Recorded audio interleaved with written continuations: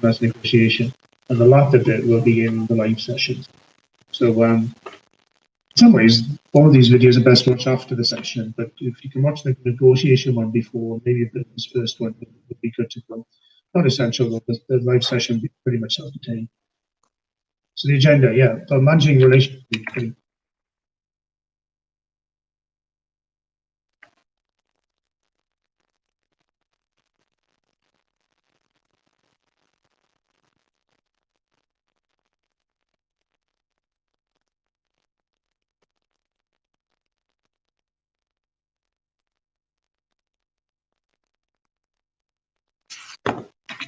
Much self-contained.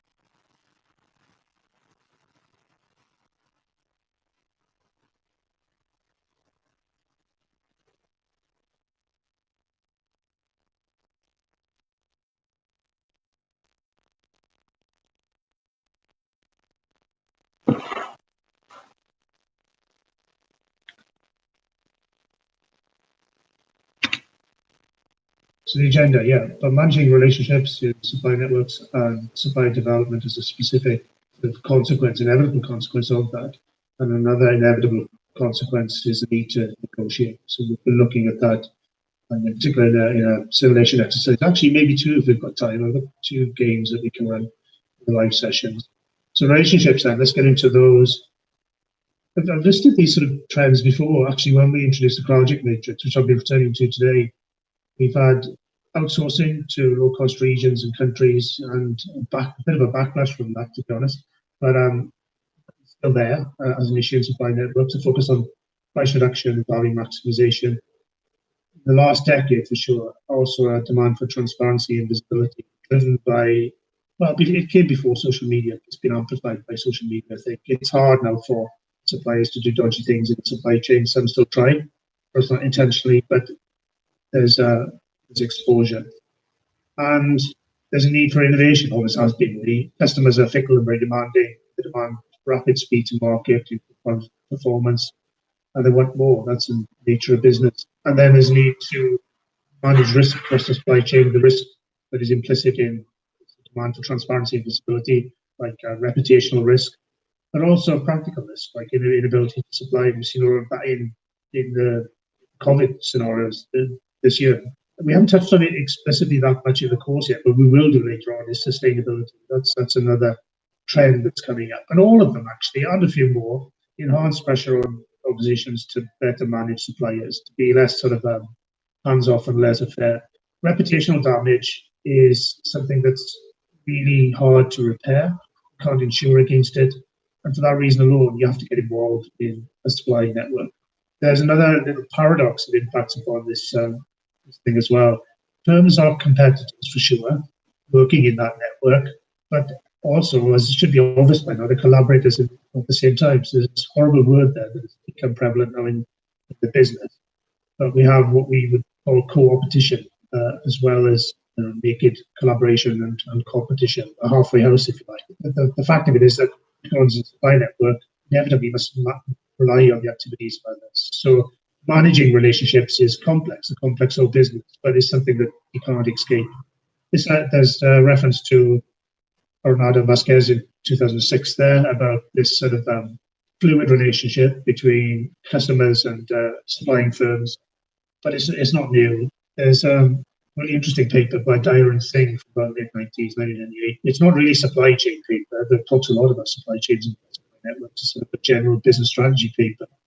But they were suggesting that critical resources are kind of in the gaps between firm boundaries, that the collaboration, which is often not anything, it can be legal, form a legal entity amongst firms, it can be the stuff of agreements, but more often than not, it isn't. There's intangibles about the relationship between the buying firm and supplying firm that is significant and they would argue that it should be used. Hello? Is anyone home tonight? Well, all right. And nothing.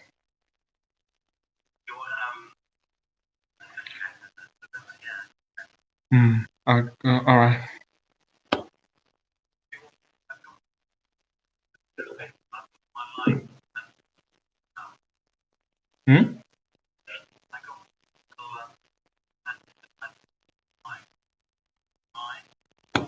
Sorry?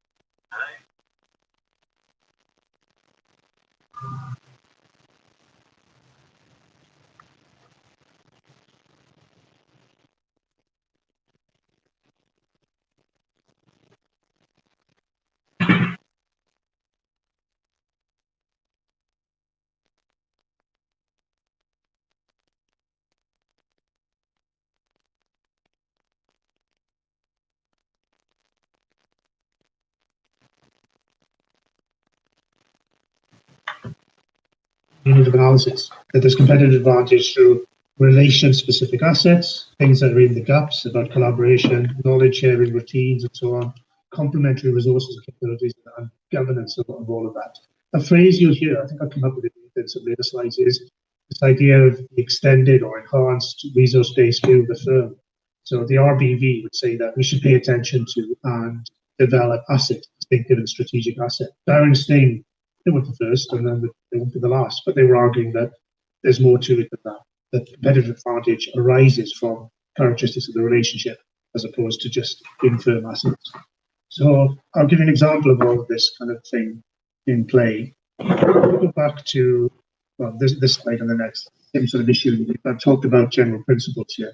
L'Oreal, now a cosmetic firm, they're interesting in the sense that they, in about 2010, maybe 29, they started to take seriously sustainability, ethics in supply, and so on. They've had a couple of decades of negative press about things like testing on animals, abuse of certain entities in the supply chain. And so at the corporate level, they decided to take this issue seriously. They dragged their heels for ages, but then after about 2010, started to take seriously auditing of the supply chain, developing partners and so on, and implementing a policy. Now, it was heavily political, this, and you might not agree with the politics, but regardless, they were doing things that weren't necessarily going to directly impact positively on shareholders, shareholder value. But over the long term, they felt that the welfare of the company and its long-term development was critically dependent on the nature of relationships in the chain. And those relationships are important because of the sustainability agenda, the ethics agenda, and so on. We'll return to this later in the course. L'Oreal now have a program where it actively manages partners in the supply chain. Things like in choosing suppliers, for example, the company prefers to choose those suppliers that are willing to work with the company and develop over the long term, rather than going for sort of one-shot purchasing from the lowest cost. It wants to deal with impoverished communities, for example, keen to purchase from business. And you can see that the link with the market. The majority of buyers they emphasize the role of women in supply network in branding and marketing. Then they need this benefit. In practice, what it does is business reviews, which include discussion of these ethics and sustainability. So yeah, so I'm saying, and others have been arguing that these relationships that which transcends traditional organizational boundaries, and really when they work well, they're characterized by high levels of trust. Trust is being faith at one level in partners having each other. Long-termism comes up a lot, long-term goals and so on. And the notion of dependence, that there's a two-way sort of dependence amongst diehards in the supply chain. Partners rely on each other. This said, often not a lot written down. But the L'Oreal example I cited today was quite interesting in that they did formalize their processes, and many companies do. Arguably, it's not there to reality it's formalized. They can be doing AAA or whatever, but often they're not. They're tangible and relate to a specific aspect of the supply chain. L'Oreal was sort of policy initiative to pervade the supply chain. Relationships are dynamic, they evolve, and later on we come on to CrowdLogic again. I said I return to CrowdLogic several times a week, and that'll show how, of necessity sometimes, relationships need to develop. So firms need to think about relationships with customers for sure, and I guess they've been used to doing that, but they need to think about relationships with both customers and suppliers, because there's a considerable source of competitive advantage there. I guess implicit in this discussion about is that degrees to which you can actively manage relationship from along the spectrum, from transaction focus to actively managing but a deep relationship. So think back to CrowdLogic again, think bottom left of the matrix, the team of commodity items. Most of those are such that the purchasing relationship is a transactional one. But then everywhere else, pretty much, there's a need for some sort of relationship. Characteristics of two ends of the relationship are what's at screen. We'll read them all, but I'll pick on one or two here. Okay, so Alpha is a bit strong, maybe transaction is better, but at the level of what I've been talking about, the Laura example, collaborative relationships, partnerships, long-termism, cooperation-based, joint improvement, joint attention to issues. I mean, a good example here, for example, in its relationship with its supply network. So potato growers, potato processors, the people who chop up. So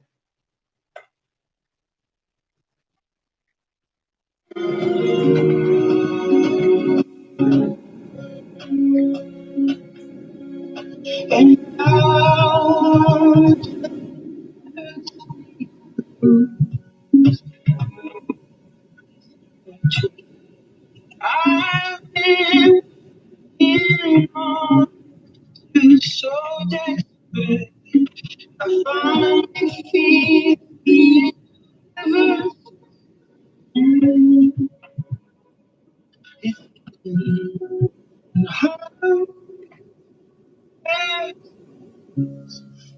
no hope of